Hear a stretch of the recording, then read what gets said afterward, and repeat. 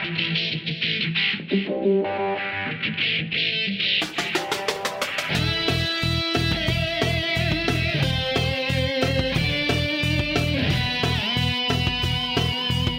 is Software Engineering Radio, the podcast for professional developers, on the web at se-radio.net. SE Radio brings you relevant and detailed discussions of software engineering topics at least once a month. SE Radio is brought to you by IEEE Software Magazine, online at computer.org/software. So I'm sitting here in the InnoQ office in Berlin with Martin Klose. Welcome, Martin. Hello. Martin is a software craftsman and has been involved with the biggest Agile and Java events in Europe. So he has been part of ALE, Socrates, and GoToCon. He also co-founded CloseBrothers.de, an IT consultancy he runs with his brother Jaroslav. He is mainly concerned or interested in software quality and well-tested code and likes to share best practices for improving code quality. And one of the ways how you can improve code quality and actually make that practical and, also learn about testing is Coderetreats. So that is what we are going to talk about today. The first question obviously is, so what is a Coderetreat? Yeah, the short answer, it's a day of training. So it goes from, let's say, 9 to 5, and you code all the time with a lot of different people. Can you talk a little bit more about the structure? So what is it that you actually develop in such a code retreat? I mean, the focus is that we want to improve our skill set. Okay. So therefore we need an exercises and vehicle. And for this we are using the Comic Game of Life. And we do 6 sessions. We start with a session. And during the session, the attendees try to implement the game. They start from scratch and they try to actually get finished, but this is not the point in it. So we don't want to deliver anything. We want to explore different solutions. Okay, maybe we should talk a little bit more about the Game of Life. So, maybe you want to explain it. I guess you explained it quite a lot of times during those code retreats. Yeah, so this is really easy. So you have cells in an infinite universe, and depending on certain rules, these cells are born, die, or are born. And there are 3 to 4 rules, depending how you phrase them. And basically, the universe is ticking, and every tick you apply these rules to all cells, and they decide if they're going to live for the next generation or going to die or new cells are born. Let me add something because I find it quite interesting, and I guess we will also provide some links in the notes. So the interesting thing about it is that this simple game is actually Turing complete, so you can do any calculation in that game. So it's a very interesting thingy from theoretical computer science. Yeah, so there are actually Game of Life in Game of Life. There's a nice video on YouTube. Well, so we have the cells, and they are in a 2-dimensional grid. So every cell has 8 neighbors. And this is how we start. So this is our exercise. And during the 6 sessions, we try different approaches to work on it. And also have different constraints for every session because there is a facilitator, so who is leading this exercise or this whole code retreat, and he's guiding the participants in a certain direction. As you said, it's done multiple times. So how do you do it? Is it just that you say, okay, please implement Game of Life and that's it? Or is there any more guidance that you give? You said that the goal is not to actually implement Game of Life. It's more about making the participants better developers. So how do you achieve that? How do you guide them to become better developers during those code retreats? There are obviously some things which don't work in software. So I think everybody can think about the project he was involved in. And if you look back and see how bad they have been tested or how bad the names were or how bad it was to extend these projects or understand what is going on. And we are recreating these kinds of problems in the code retreat in a very short time. So we have every session lasts only 45 minutes. And during this time, we recreate this scenario and try to, every group, because we work in pairs, tries to go through this. And because of this, after this 45 minutes, we have a lot of different experience. for every session. And then we share. So after 45 minutes, after every session, we have a short retrospective where we share all our insights and how we approach this problem, how we, what was challenging, what we have learned. And through this, basically, you share all the knowledge you have, explore new ways of doing stuff, and this is how you actually build up new knowledge. And I mean, I, as a facilitator, have quite some experience. I guess that I had probably over 1,000 attendees in my Coderetreats already. So I've seen like a lot of problems, a lot of approaches. So I have like some ideas in which direction to go. So this is how I structure the sessions. But most important for me is actually what happens. So basically reacting to every session. So once you run a session, you see a problem, or you see that a lot of people have the problems, then you try to make the next session appealing to this. So you kind of try to work on this problem. Okay, so you said that it's important to reflect and to do those retrospective, and you also said that the next session might take into account what you've seen in the session before. Can you explain that in a little bit more detail? I mean, you said that it's game of life. Can you give an example of how that didn't really work and how you changed the example to emphasize a certain point or something like that? Well, there are now two questions. The first one was, how do I choose the next session? And the other was, how do I alter the rules of Game of Life? Actually, I was just trying to say what you said is that you would just implement Game of Life. And I'm not sure how you can actually change sessions then, because, I mean, at the end of the day, it's just Game of Life and that's it. Okay. So, you know... The funny thing is, so first of all, we all do TDD and we do pair programming, and we try to apply the 4 rules of simple design. So basically, with all these constraints, you cannot get it done in 45 minutes. So this is like, I don't know, by now 10,000 of Coderetreats have been run and nobody has finished that. So you do test-driven development, so that means that you write the test first and then you do... Exactly. So you first write the test, then you implement the code, then you refactor. And this is because we want to practice, you know. This is the time we take away. So we on purpose practicing and we really paying attention to the small details. And therefore, we never actually, well, it depends kind of what kind of session you have, but you have to choose an aspect of the game you want to go into. And then you pay attention maybe, for instance, to names, because we do a session without talking. Okay. Or we do a session where you have where we play ping pong. So you switch driver and activator quite frequently. So you have to improve your pair programming skills. Or we do a baby step session where you have to conduct red-green refactor cycle within 2 minutes. So you have to take smaller steps. And this is, for instance, something I do when people tend to spend like 10 minutes for writing one test, and depending on this, I choose a follow-up session, so it's coherent with the... Okay, so you introduce things like baby steps to focus on specific things, like really going in small steps, I see. One thing that I'm always wondering is, I do believe that Coderetreats are very efficient for programmers to learn. However, quite a few programmers don't know about test-driven development, for example. So... how do you deal with that? I mean, I guess it's not enough to tell those attendees, well, we are going to do test-driven development, and that's it, when they've never done it before. And I think it's still a complex concept to grasp. I mean, the rules are quite simple. The problem is you have to have a lot of practice. So what happens usually, like every Coderetreat, I start with an introduction and I explain test-driven development in, let's say, 2-3 minutes, like in a few minutes. Often with the help from the audience, and then we just apply it. And while the session is going on, I, go around and give advice on this, or actually challenge people and confront them with that they're not doing TTD, or so that can improve on this, so they have a shorter feedback. Okay. So do you think it's more important to actually talk to those people during the session, or is it more important to do the retrospective after the session? It depends. So I think that the retrospective is more important. That's difficult to say what is more important.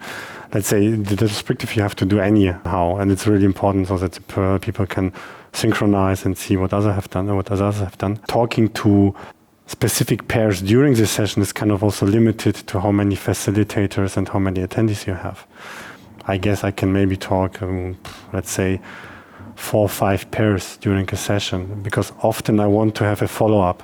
So I go to a pair and see there is something a kind of problem. Well, the test is too big, or it's just like the test name is telling something else in the test implementation, or they don't make progress. And so I, ask them some questions, and then a couple of minutes later, I come back and can see what kind of progress they made, and can then intervene and ask more questions. So would you do a code retreat with just one facilitator, or would you have multiple?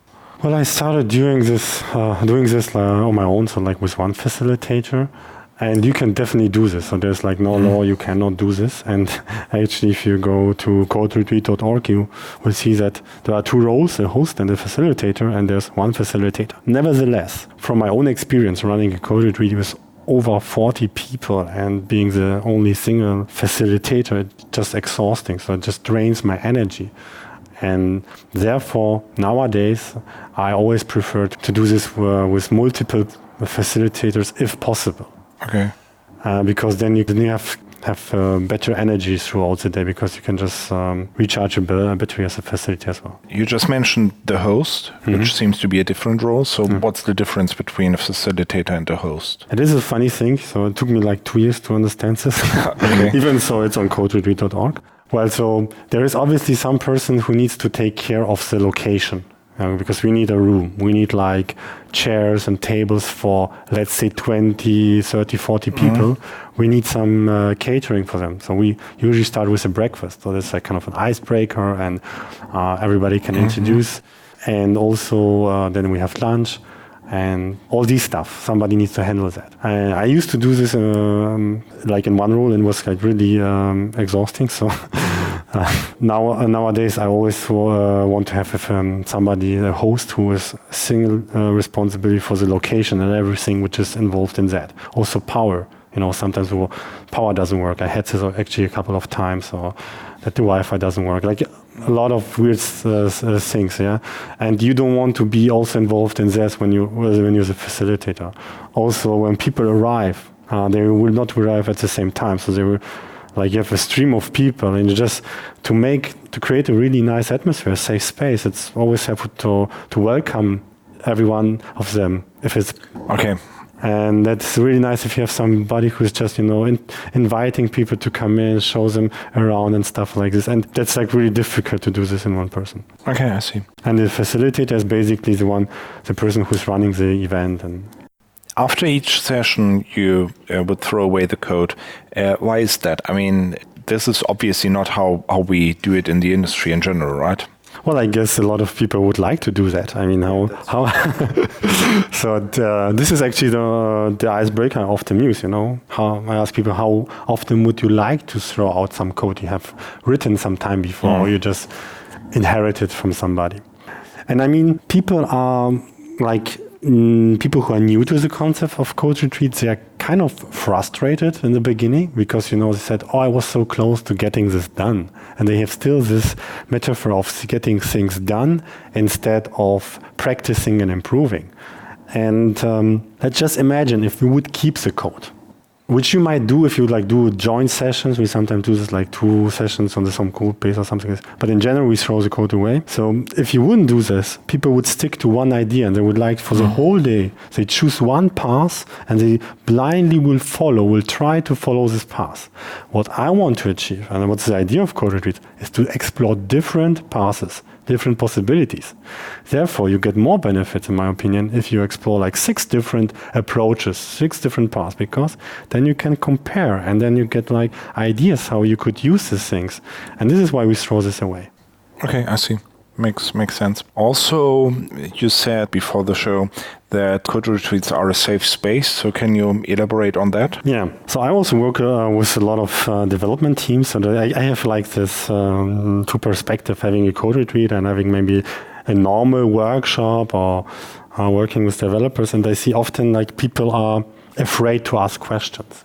They think, I cannot ask this, how to implement this here, because it will expose me as somebody who doesn't know something, and you're just ashamed or afraid or whatever. And we want to create a safe space where it's okay to ask every single question, because and also to expose your weaknesses and the missing knowledge you have. Everybody has this. I have this as well. So when we have the situation where it's okay to not know something, then it's much easier to share ideas, to share approaches, to share knowledge. And this is where this is why we try to create this kind of environment where people don't say, you don't know anything, I will not code with you because I will not learn something from that. And I strongly believe that no matter what kind of experience you have, you will always learn something there. And sometimes senior people believe they know everything and they're all about TDD and software design. But once they try to explain this to somebody who is maybe new to our industry, they will just discover, that okay, there are maybe some flaws. Even reflect on your habits, because we tend to, as humans, to choose a way of doing things and keep with that. And so you have some habits as a developer, and this is also the challenge to reflect on your habits. And I mean, I agree. It's even as a senior, I think you can take away quite a few things from those code retreats. Would you rather do a code retreat with just one language, like, I don't know, JavaScript or Java, or, well, how do you do it? Is it rather that you say, okay, anyone can come and then you just have a lot of different developers with a lot of different backgrounds? What do you think? Which approach is the better one? I mean, the Coderetreat started originally as a single language event because at that time, 2009, when Corey Haines started it, I think people could not imagine how this is going to work with the people, different developers, this enterprise Java guys and this, startup Ruby JavaScript guys. And then also for me, it was kind of difficult to imagine how this works. Yeah. But later on, people just discovered that actually it's quite difficult to set up a single language event nowadays. Okay. So just out of this, because there were people with different languages, and you could not find easier to find just developers than developers of a particular language who have time and who want to come. So the Bolbako brothers here, who brought the Coderetreats to Europe, they started this multi-language events, and it kind of stick to that. So now you have, and this is also how I started. When I started, we basically had already multi-language events. And I think this is really beneficial. Even though it might sound scary and confusing, I think this is a really, really good idea to do that. How would that work? I mean, me as a Java developer, would I only pair with other Java developers, or am I supposed to join other developers, or what's the idea there? What I usually do, when in the introduction of the Coderetreat, I ask people to show hands and look around what kind of languages we brought there. And you have really huge scale for languages. Sometimes we have even COBOL there, yeah. Wow. And I've seen people doing COBOL, yeah. And I really encourage people to try out a different language, maybe more functional language, or a weak or strong type language, because just to see the differences, just to see where is where's the strongness of this language, where it would maybe benefit. Nowadays, there are not a lot of developers I see who only work with one language. I didn't see this for years, the project I've been. And what I always, even before the Coderetreats, I just always thought, why is this so easy in this language and why is it so difficult in my language? And I always tried to make this work in my language, and this brought me to try out different approaches. And I find this very beneficial, to just challenge yourself and ask you, this cannot be so difficult in my environment, my frameworks, my language. Why is it so easy with these environments? And then you try to make it work, or you maybe switch languages, try something new out. Yeah, I mean, one of the sessions that I attended with a pair was I basically tried to develop the stuff in a purely functional manner in Scala, and that was quite educational for me. So that was quite interesting. So how do you create those pairs? I mean, you already said that there are limits concerning the languages. So how do you set them up? Yeah, okay. Actually, they choose this by themselves usually. So, people ask around. They maybe want to pair with somebody because they want to try out a language, or they knew somebody. This is the usual way. Nevertheless, most of the cases, I start the first session the way that I build a continuum, like a scale where people are sorting themselves by a certain skill. So often by greenfield Coderetreats, it would be test-driven development experience. So you line them up by the experience they have with test-driven development, and then you try to have same experience in one team, or? Well, I try to give them, like, the people who want to learn a lot, the boost. So I pair them with the most experienced ones. Okay, I see. So this is how we get this, like, really fast going. Okay, and then they would learn from one another. What do you think? Why would I participate in a code retreat? What is, like, the major reason why I would do it?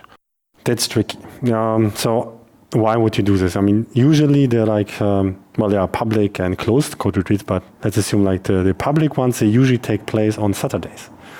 So you need to, like, take a day off, kind of, or take a day off from your family and go there. So you have to really want that. Yeah, and it's a whole day, and we start early, so we start 8:30. But you could change that, right? I mean, you could do a code retreat on just a normal working day, and start at a normal time. Like, what is a normal time? Like? Yeah, well, I would argue it depends on Berlin. So maybe in Berlin it's more like 10 o'clock. Yeah, nevertheless, we start in Berlin at 9. So, and I remember the first code retreat in Berlin. They started at 8. It was like crazy. Yeah, but still, I mean, why do you do that? It seems that you're intentionally making the code retreats less attractive, right? This is kind of a tradition. So it was like this all the time, and I think there are, like, two reasons to this. Like, one is you have, like, a lot of stuff. So you have 6 sessions, you have retrospective, you have a final retrospective, you have introduction, you have lunch. So you really need about 8 to 9 hours for that. And one thing. The other thing is you actually want the commitment of people. So you want them to be there early because they really want that. They need to show that they want that. So this is kind of tricky why people go to a code retreat. If they hear this maybe the first time, they think, well, I have better things to do on Saturday. Most people I get actually because of referrals from former participants. Okay. Like, most people come because they've heard this is a great event, their colleagues have learned a lot, and it was a lot of fun, and this is why they come.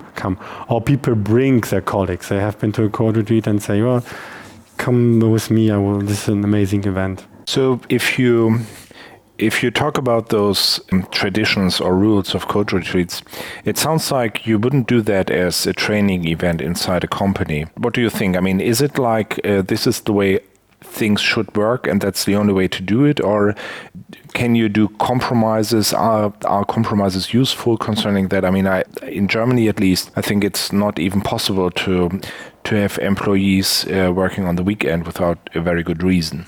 Well, first of all, like, the public code retreats are for free. So it's like open. You cannot charge anything for that, or you should not charge anything for this. This is like the spirit of the code retreat. Nevertheless, it's, like, okay to do also closed retreats for companies. I do this quite a lot because people have been to my public ones and wanted to have this with the development team inside the company. And obviously, then it can be maybe more specific to the company. So I don't tend to change too much. What I sometimes do is that I run 5 instead of 6 sessions. So you still start at 8 o'clock. You still start with a breakfast. I try to do that. So I think in most cases we actually did this like a public one. So basically we start with a breakfast. So I convince people that it's a good idea because often we have people from different departments or even different locations. So just to get to know each other. And also for me, this is like a great chance to get the people to know. And so we might cut down on one session or extend the session. Then what happens? Also, sometimes we do a longer introduction. So if you have, like, people from different parts of the company, so maybe we do some exercise to introduce them to each other. Okay. This variation. The funny thing is with the Saturdays, so even so you would say that closed code retreats would not happen on Saturdays, and I think most of my closed code retreats are during the week. Nevertheless, I have a client where I only do code retreats on the Saturday. Okay. And they do this on purpose because they want the commitment of the people. Okay, yeah, makes sense. But what you're saying is for a closed code retreat for a company, you could actually change the rules. Well, I think I even did public ones during the week or on Saturdays or Sundays. So there's, like, no code retreat police who would come and arrest you. But the funny I mean, the interesting thing is if you do it on Saturday, then you have also the chance to have maybe a video link to a different place on the world, which is also running a Coderetreat. So is there like a Coderetreat every Saturday? Is that what you're saying? Maybe not every, but like a lot of Coderetreats happening on Saturdays, and because it's all over the world. So there's a really good chance that when you do a Coderetreat on Saturday, there's some other place on the world which is also doing a Coderetreat. And how would I find out about those Coderetreats? You just go to coderetreat.org. Okay. And there you can see there's a calendar with all the retreats. And you've never, because you just mentioned that you would, create a video link, there is no such thing as a virtual Coderetreat, I guess, like where you would just meet in cyberspace. I mean, there are tools for remote pair programming and stuff, so you could theoretically probably do that. Well, you could do this, but I mean, the benefit is to really be one-on-one with people. Nevertheless, there have been some cross Coderetreat sessions. So, for instance, there's once a year, there's this global day of Coderetreat, where you have like over 150 Coderetreats at the same day. So there are like a lot of... When is that global day of Coderetreat? It's this year it's on the 14th of November. Oh, okay. So this year is actually 2015. And I guess for the other years I can find it on coderetreat.org. You just go to gdcr.coderetreat.org. Okay, Global Day of Coderetreats. Okay, got it. So we already spoke about public and closed Coderetreats. I think you said there are half public Coderetreats. What's that? That's an interesting thing. So I did this for a couple of clients, and it was an amazing event. So instead of, so they wanted to do this for their developers, but they wanted to have also some more, because what is the difference between a great Coderetreat and an amazing Coderetreat? I would say this is like also having the right people there. Okay. And I think that every Coderetreat is a great event, and because just the structure of the Coderetreat makes it just flows. So I remember my very first Coderetreat, didn't know anything, still was a great event. But doing it amazing, so you not talking about the facilitator, but the people. So you want to expose people to different ideas and different scales of experience.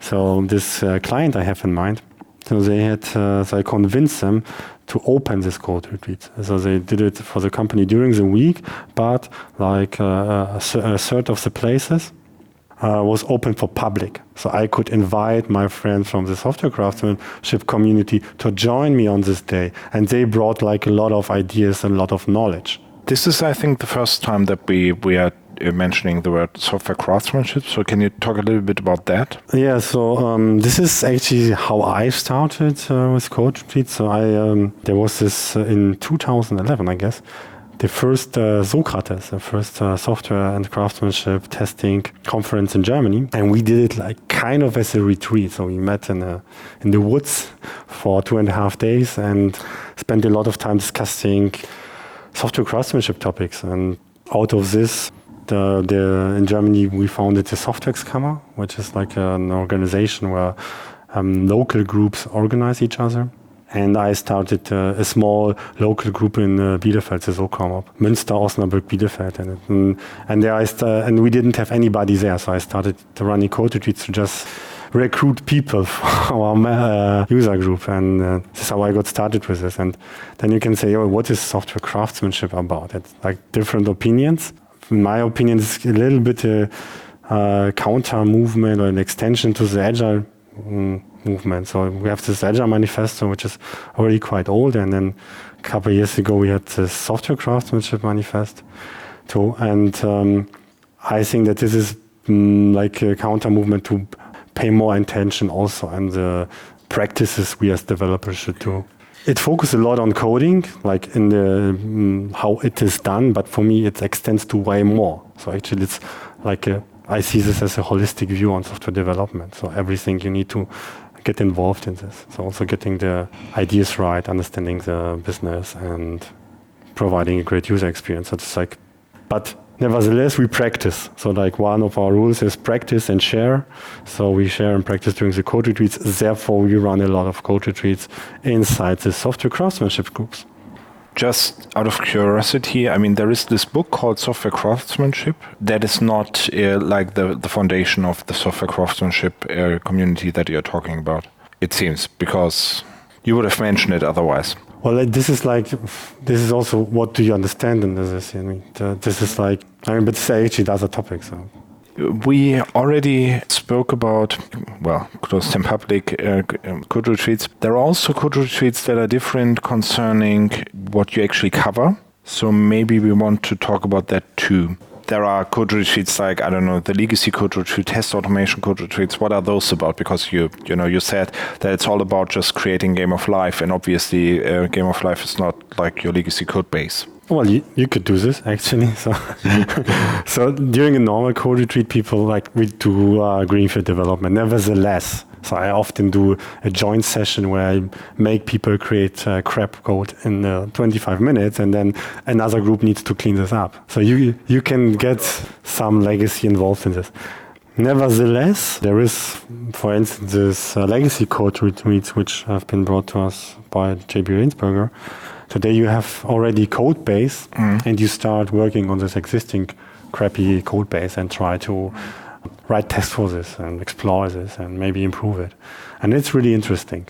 So I find this concept of Coderetreat quite intensive and challenging. So I love legacy Coderetreats.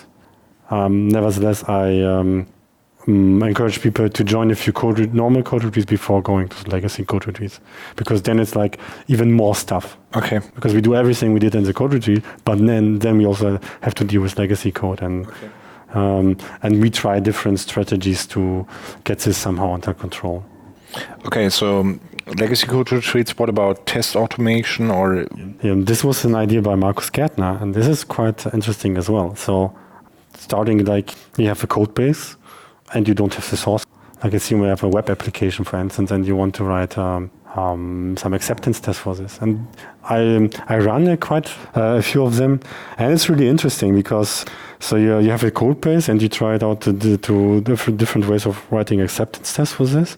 And the funny thing is, what I the ultimate goal, and sometimes you succeed with this, and this actually.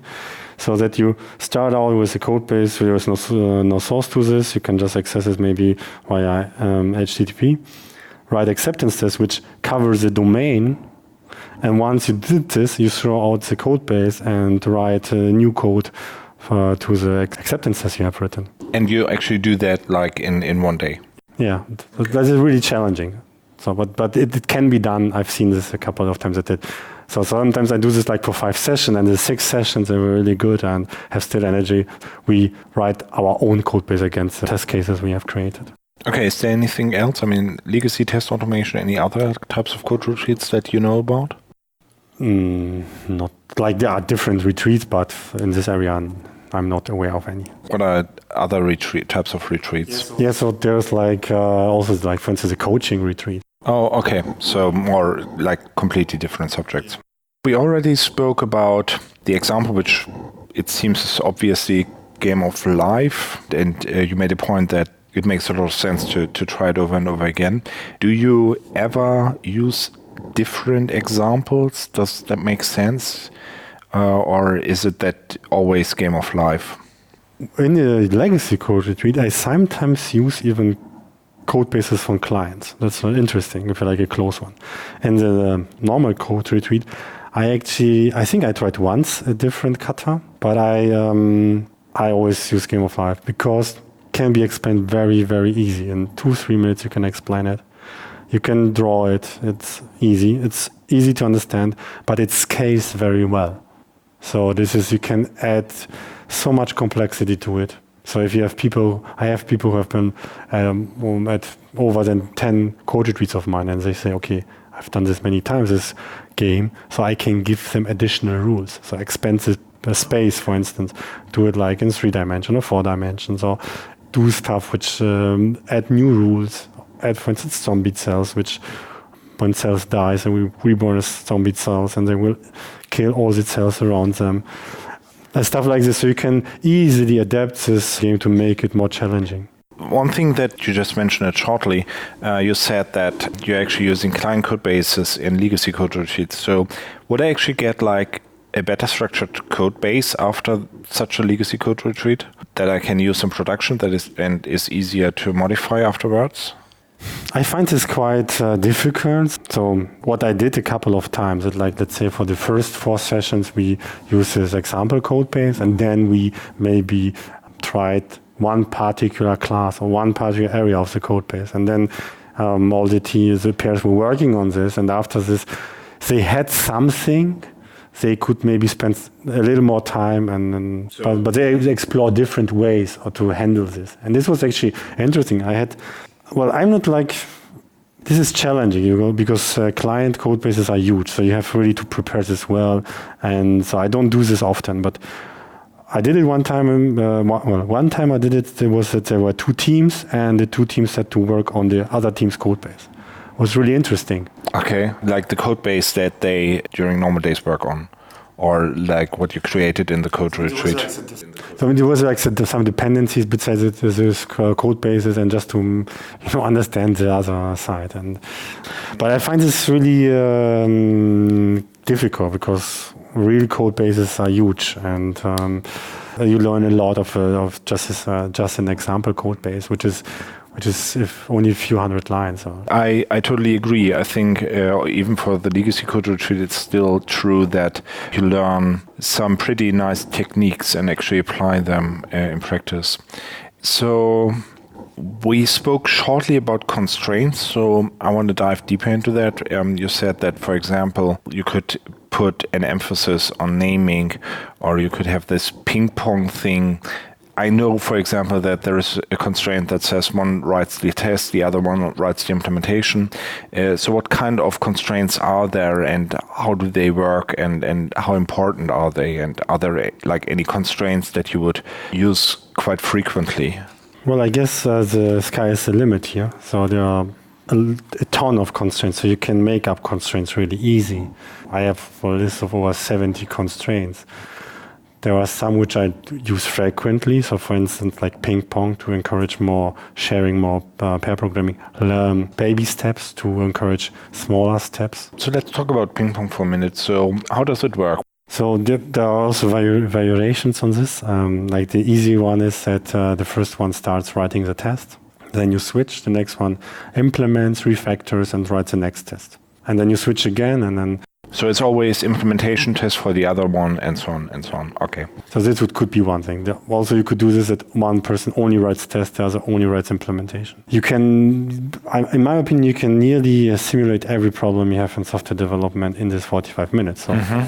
What I like are handovers. So you can maybe do something like a rotating dojo, that you kind of like playing chess in parallel. So you rotate on, let's say, 4 or 5 different code bases. And you see how these 4 different code bases are involving when other people get involved in this. Oh, so you would rotate one part of the pair and rotate them. And you would do that in one session, or would you rotate them session after session and keep the code? This is there are also the constraints which go over 2 sessions. This with the rotating, you can do this in 1 session. So how does it work? I mean, a session is 45 minutes, if I understand correctly. So I would just work for 10 minutes with one pair and then switch over to the next? Yeah. Okay. Or like maybe 5 or 7 minutes. So I always try to... This depends also very much on the audience. If you have a very experienced audience, so I also run the Coderetreats at a Socrates conference where a lot of facilitators are coming, so quite experienced audience. So we can to push there a little bit harder and do more challenging constraints. And there we can try it out the crazy stuff. And the interesting thing, so for instance, with this rotation is just an example of a ton of others. The interesting thing is you have an idea about your code base. So you start in this, and then you see how other people got involved and got your ideas totally wrong and explore this in other directions. And this is really handover, yeah? Or you get code base from somebody and there are no tests. Or you get only the tests from the previous session and no code base. And you have to write the code for which passes the test. You can also introduce late requirements. Just saying, and now you have to, a different space. You don't have 8 neighbors, you have 6 neighbors or whatever. Or you have 3 dimensions. Or the time is ticking different. That's the only limit is our imagination. And it's the basic idea of a Coderetreat is to basically push you and challenge the attendees to explore new ways and explore the horizon of possible solutions. Okay, I see. Sounds like a lot of fun. So what do you think? What's the effect of Coderetreat? So does it make a developer actually a better developer, or would it improve the quality of the code afterward? What is your experience? I totally believe in that. So it sounds funny, but I always say you know a better developer than when you arrived here. And I'm totally convinced of that. Because even I learn every time something which I didn't see or learn before. So are there any kind of success stories that you could share? So I've seen a couple of people who implemented ideas of a legacy Coderetreat in the production code base. Oh, okay. So then even we did this, our consulting company. So we did some stuff we do in the legacy Coderetreats. We implement this in production code, the ideas. What about those fundamental things like pair programming, for example? I mean, pair programming has been around for a long, long time. And I don't know what your experience is like, but I still think it's adopted rather slowly. And in some cases, it's not adopted at all. So what about that? Do Coderetreats help there? Of course. I mean, the funny thing is I've seen this, for instance, with clients. They have teams and they actually sitting sometimes next to each other, but they don't talk. And during this Coderetreat, we mixed everybody with everybody. So you have to work with people from other parts. And then I've seen this at, for instance, one client I was working for.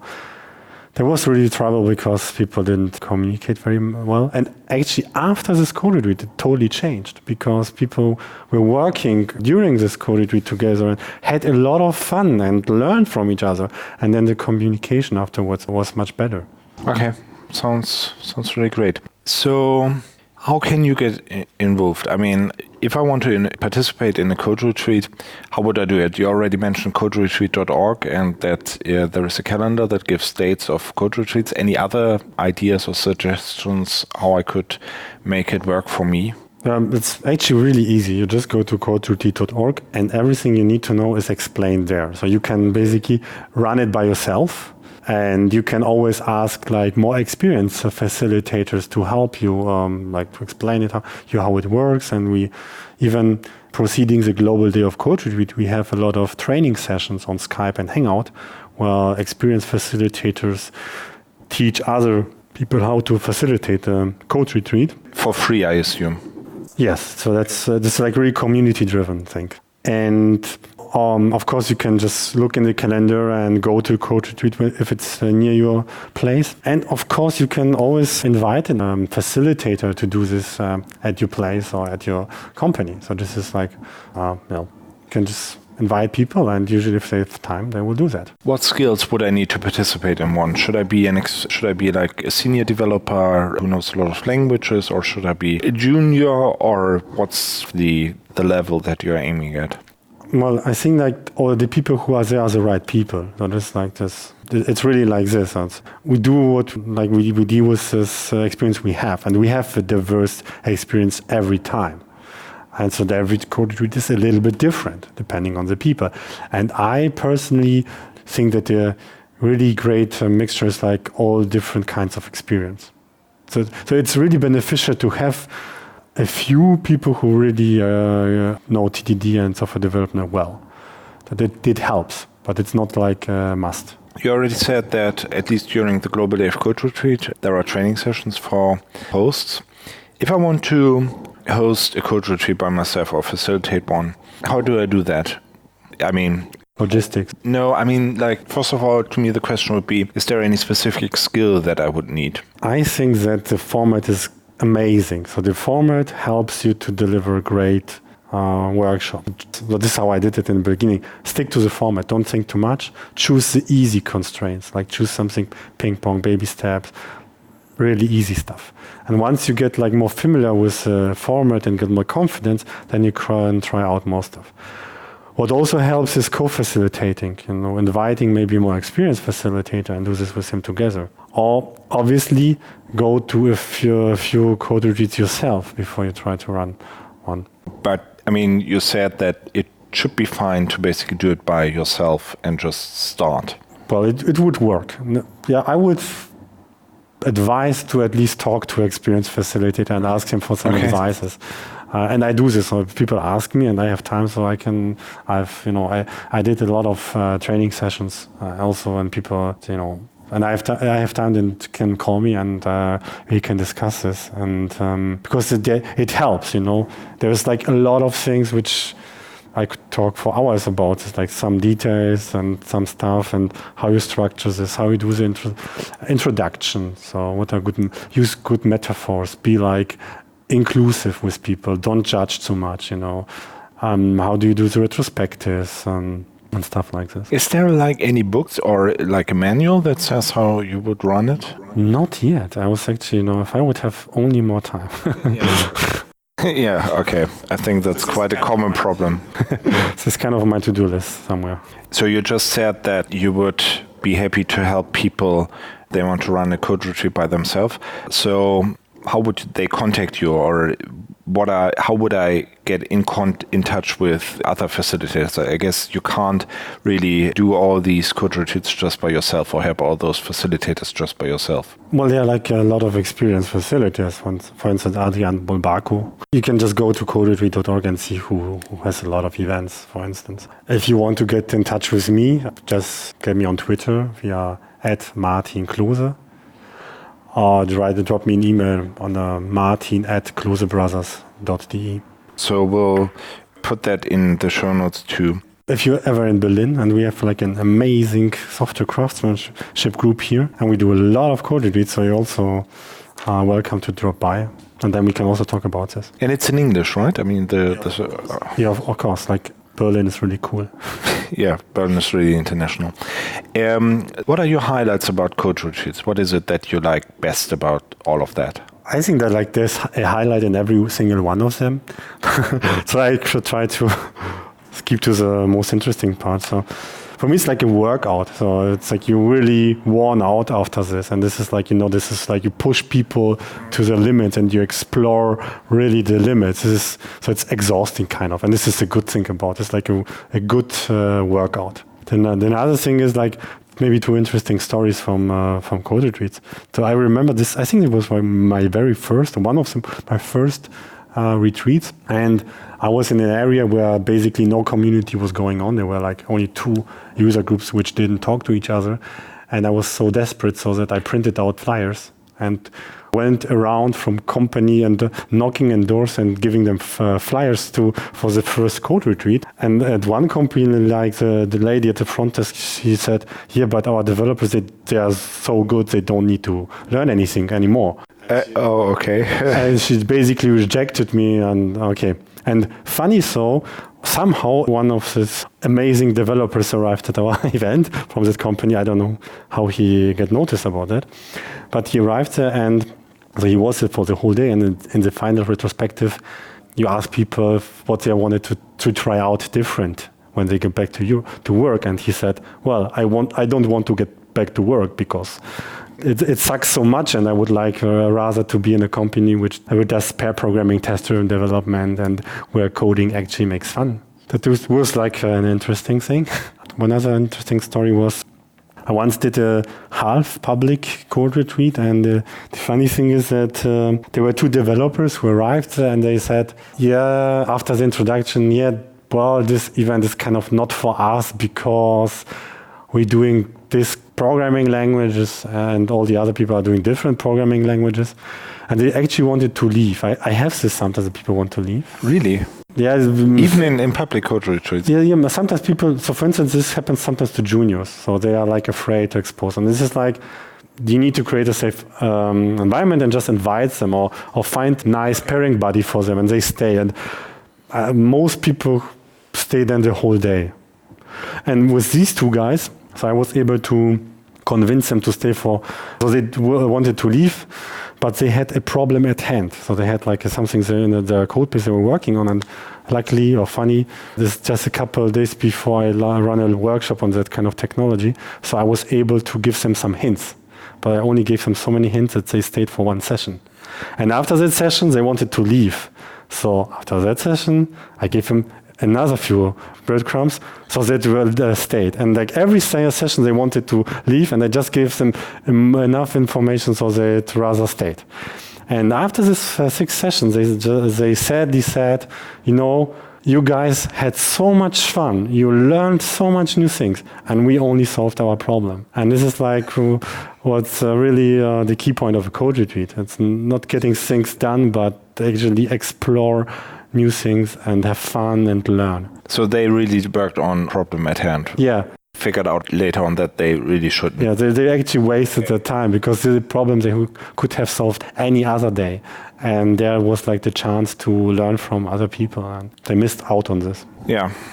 Anything else you want to tell our listeners, and any like final words that you want to say? I think it's an amazing event, a Coderetreat. So you get hooked. I mean, that's once you start with this, you cannot stop. So I really recommend this to everybody, and especially if you see that you have like shortcomings in your development skills or your team, and you want just to explore new ideas, then bring your colleagues around. The reason why I wanted to do that show is because to me it's an ongoing question, in particular about test-driven development, for example. The original article about test-driven development said that I think it was JUnit, test-infected programmers love writing tests or something like that. I see too little of that in our industry, so I think a lot of people are not test-infected. And from all the things that I know, like trainings and coaching and stuff, it seems that the code retreats are the most efficient way to teach people at least about TDD and probably associated techniques like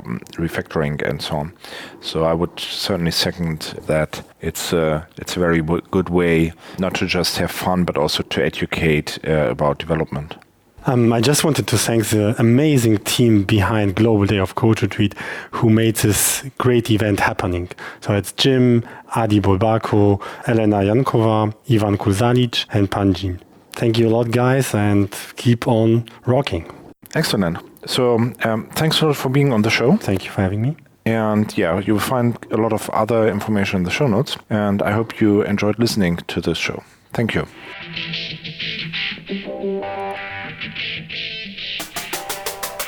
Thanks for listening to SE Radio, an educational program brought to you by IEEE Software Magazine. For more information about the podcast, including other episodes, visit our website at se-radio.net. To provide feedback, you can write comments on each episode on the website or write a review on iTunes. Mention or message us on Twitter at SE Radio, or search for the Software Engineering Radio Group on LinkedIn, Google+, or Facebook. You can also email us at team@se-radio.net. This and all other episodes of SE Radio is licensed under the Creative Commons 2.5 license. Thanks again for your support.